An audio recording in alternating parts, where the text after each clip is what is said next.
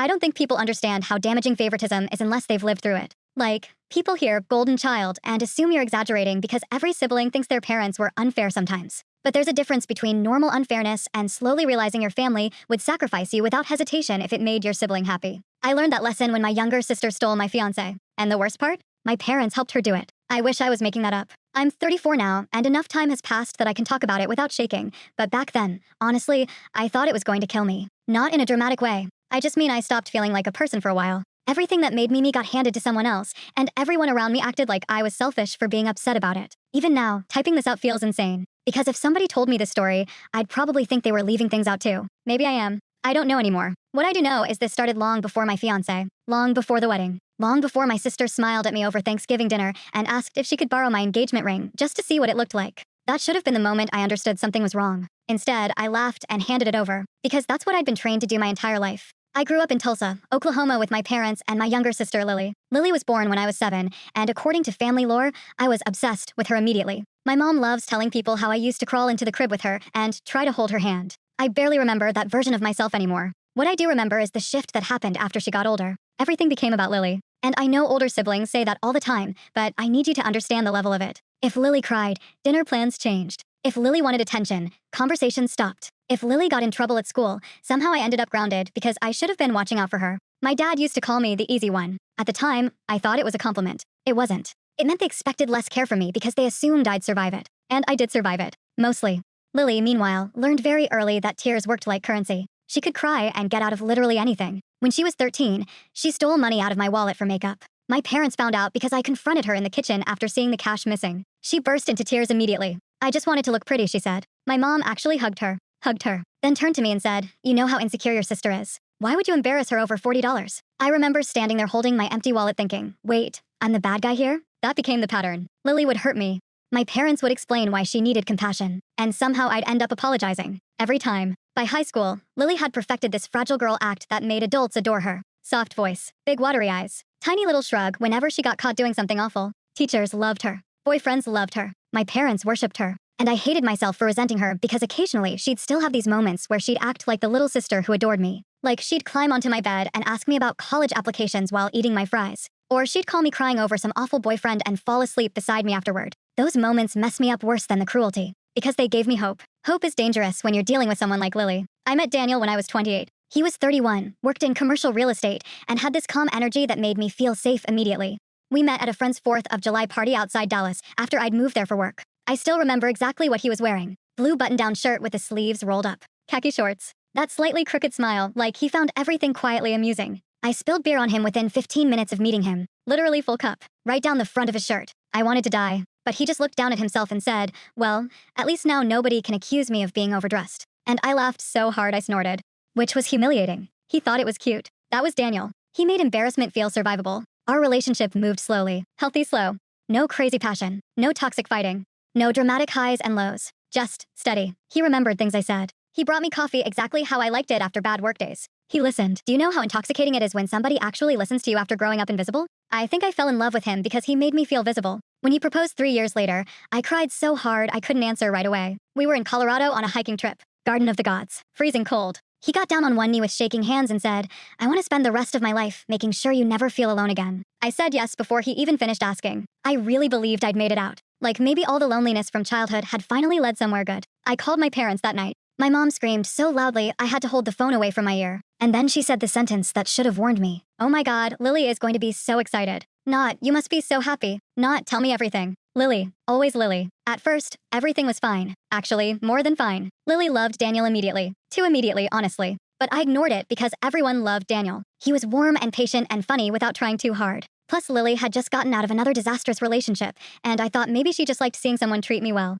Looking back now, I can pinpoint the exact moments where alarm bells should have gone off. Tiny moments, easy to dismiss individually. Like Lily suddenly texting Daniel memes instead of sending them to me. Or touching his arm during conversations constantly. Or asking weird personal questions. What's Emily like when she's really angry? Do you guys fight about money? Does she still get anxious before flights? At the time, it sounded like curiosity. Now I realize she was mapping me. Studying weak spots. The first real fight happened during wedding planning. We were having dinner at my parents' house in Tulsa about 8 months before the wedding. My mom wanted Lily to be maid of honor. I already had one. My best friend Rachel. When I explained that, my mom got quiet in that dangerous way she always did before an explosion. Well, she said slowly, I just assumed your sister would matter more to you than a college friend. Rachel had been my best friend for 12 years. But okay, I tried compromising. I offered to make Lily a bridesmaid and involve her in planning. Lily immediately looked wounded. No, it's fine, she whispered. I know Rachel's more important. Daniel squeezed my knee under the table, a silent warning not to engage. I should have listened. Instead, I said, nobody said that. My dad sighed loudly.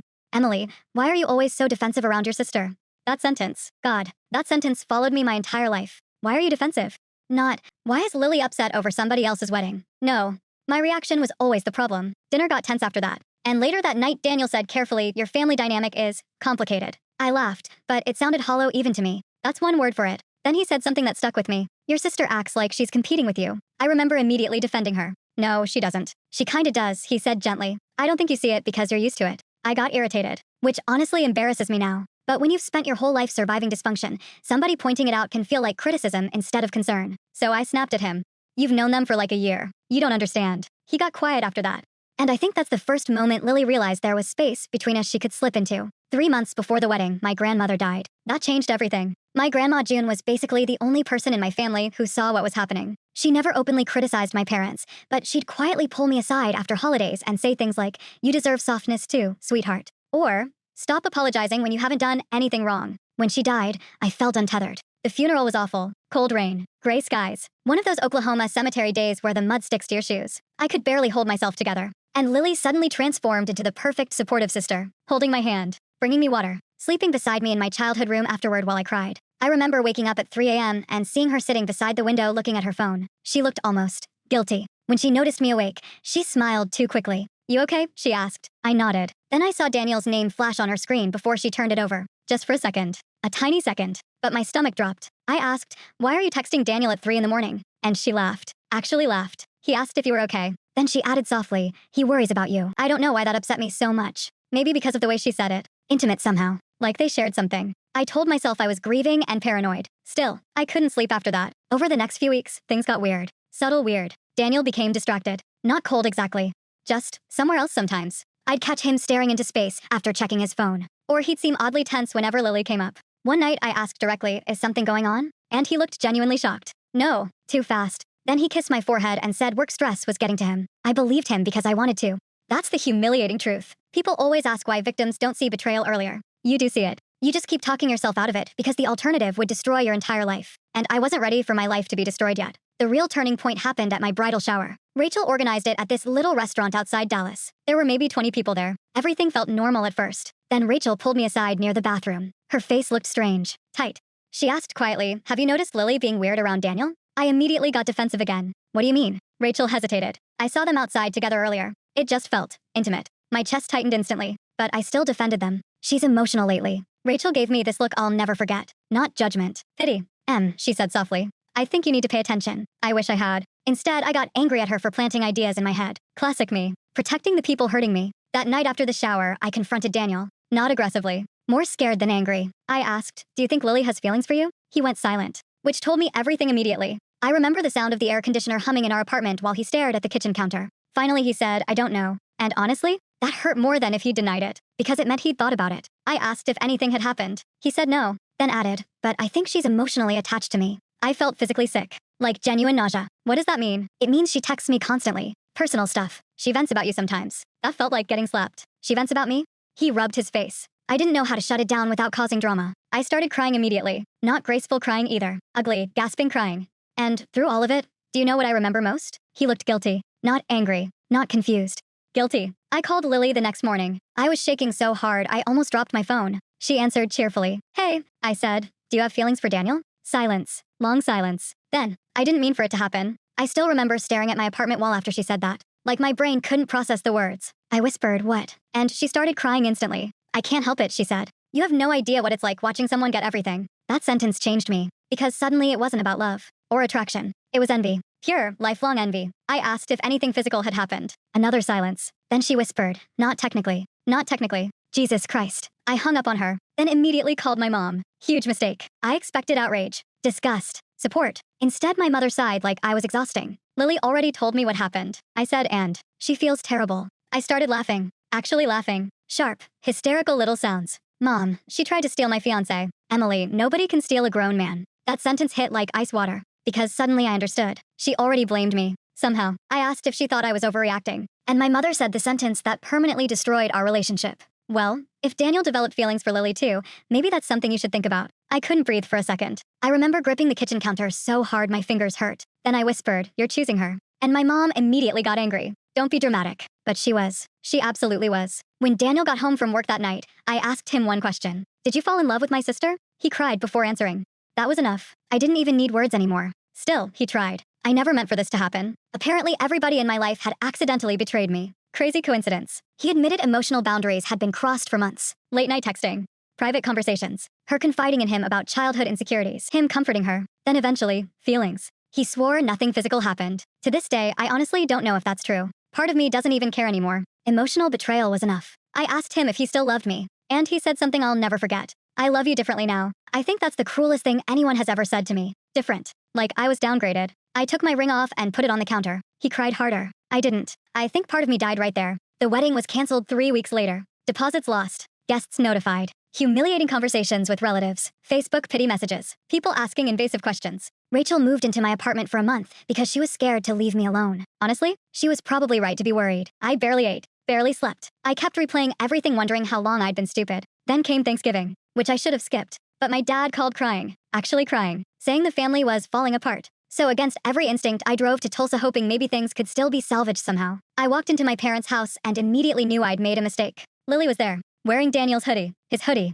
I recognized it instantly because I'd bought it for him during our Colorado trip. The room started spinning a little, and Lily looked ashamed for maybe half a second before my mother jumped in immediately. Don't start a scene. A scene. Right. Because apparently my ex-fiancé dating my sister wasn't the scene. My reaction would be, I asked Lily quietly, "Are you together?" And she started crying again. Always the tears. My dad pulled me aside and whispered, "They're in love, Emily. You need to accept reality. Accept reality." I think something snapped in me then. Quietly. Not explosive. Just final. I looked at my father and realized he genuinely expected me to absorb this pain politely so the family could stay comfortable. That's when I understood the truth. I wasn't their daughter in the same way Lily was. I was support staff. I was emotional infrastructure. My role was making things easier for everyone else. And the second I stopped doing that, they resented me for it. Dinner was unbearable. Daniel arrived halfway through. Yes, they invited him to Thanksgiving, 3 months after our canceled wedding. I wish I was exaggerating. The second he walked in, I stood up. My mom hissed, "Sit down." And I said the line that apparently destroyed the family. I looked directly at Lily and said, "You didn't want Daniel because you loved him. You wanted him because he was mine."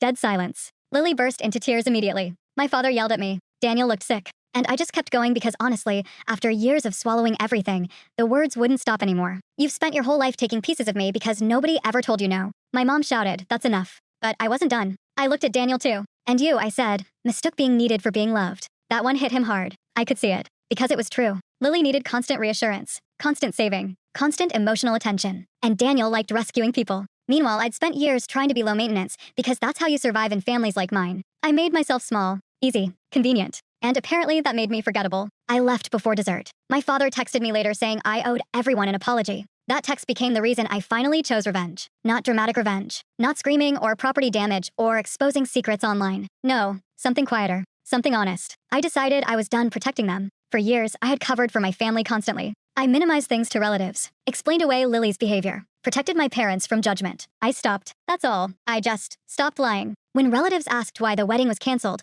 I told the truth. When family friends asked why I skipped Christmas, I told the truth. When people asked if Daniel and Lily got together quickly after the breakup, I told the truth. And here's the thing about truth. You don't realize how much a dysfunctional family depends on silence until somebody refuses to stay quiet anymore. Suddenly, my parents weren't controlling the narrative. People started seeing cracks. My aunt called me crying after hearing everything. Apparently, she'd suspected favoritism for years. My cousin admitted Lily flirted with multiple exes growing up. Rachel told mutual friends the full timeline. And slowly, people pulled away from my parents and sister. Not dramatically. Just quietly. Invitations stopped coming as often. People became colder toward Lily. My mother called furious one night. "You're turning the family against us." And I finally said it. "No, I'm just not lying for you anymore." Silence. Then she whispered, "After everything we've done for you." That sentence used to work on me. Not anymore. I hung up, blocked her number, then sat on my bathroom floor shaking for an hour afterward because cutting off your parents feels unnatural even when it's necessary. Especially when part of you still desperately wants them to choose you. That's the embarrassing part nobody talks about. Even after all of it, some stupid child part of me still wanted my mom to call and say, "We were wrong." She never did. About 8 months later, Daniel called me unexpectedly. I almost didn't answer, but curiosity won. His voice sounded exhausted, not sad, drained. He told me he and Lily were struggling. Apparently, once the secrecy and drama disappeared, their relationship got ugly fast. Shocking. Turns out relationships built on betrayal aren't exactly stable. He admitted Lily constantly compared herself to me, compared their relationship to ours, needed reassurance nonstop. And according to him, she became deeply paranoid he'd leave her for someone else. I remember laughing bitterly. You mean the woman who helped emotionally cheat on her sister doesn't trust cheating? He got quiet, then said softly, I deserve that. Honestly, hearing him miserable didn't feel as satisfying as I expected. Mostly it just made me tired. Then he said something that genuinely stunned me. I think your sister hated herself for years, and your parents turned that into entitlement. That sentence haunted me afterward because I think he was right. Lily wasn't born cruel. She was raised believing her feelings mattered more than other people's boundaries. And my parents reinforced it every single day. Still didn't excuse it. But understanding something doesn't erase damage. Before hanging up, he apologized. A real apology this time. No excuses. No, it just happened. He said, you loved me honestly, and I repaid you by making you feel disposable. I cried after we hung up. Not because I missed him. Because it was the first time anybody involved admitted what they'd actually done to me. Disposable. That was exactly how it felt. The final break with my family happened the following spring. My cousin got married in Kansas City, and somehow everyone ended up at the same hotel bar after the reception. I tried avoiding Lily all night, but near midnight she cornered me near the elevators. She looked thinner, older somehow. Not physically, just worn down. And for a second I saw the little sister who used to fall asleep beside me during thunderstorms. Then she opened her mouth. You ruined everything, she whispered. I actually laughed. Not kindly. You stole my fiancé. You turned everyone against me. No, I said quietly. Your choices did that. She started crying immediately. Still, after all these years. And then she said the most honest thing she'd ever said to me. You were always better than me. That hit harder than I expected. Because suddenly I understood we'd been living in different realities our whole lives. I never thought I was better than Lily. I thought I was less loved. There's a difference. I told her that. And watching her face afterward honestly broke my heart a little. Because for the first time, she looked genuinely confused. Like she'd never considered it. Maybe she really hadn't. Maybe she'd spent her whole life interpreting basic accountability as rejection because our parents taught her discomfort meant cruelty. I don't know. What I do know is she whispered, I didn't think you'd leave. And there it was. The real issue. My family genuinely believed I'd tolerate anything forever. Because I always had before. I looked at my sister, really looked at her, and realized neither of us had become healthy people in that house. She became entitled. I became willing to disappear for love. Different damage. Same origin. But only one of us chose betrayal. So I told her softly, I loved you enough to forgive almost anything. And you confused that with weakness. Then I got in the elevator and left. That was 2 years ago. We haven't spoken since. People always expect a dramatic ending when they hear this story. Like maybe Daniel came crawling back. Or Lily had some catastrophic downfall. Or my parents apologized publicly. None of that happened. Real life is quieter than revenge fantasies. Daniel and Lily broke up eventually. I heard through relatives. My parents still defend her. Still insist the situation was complicated. And honestly, maybe it was. Humans are complicated. Loneliness is complicated. Family systems are complicated.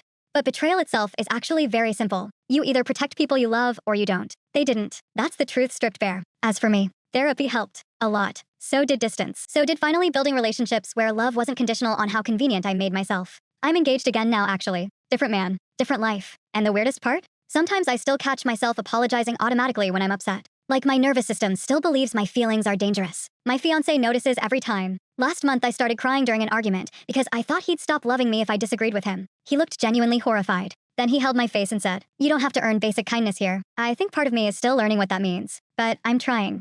And honestly, that's probably the closest thing this story has to a happy ending.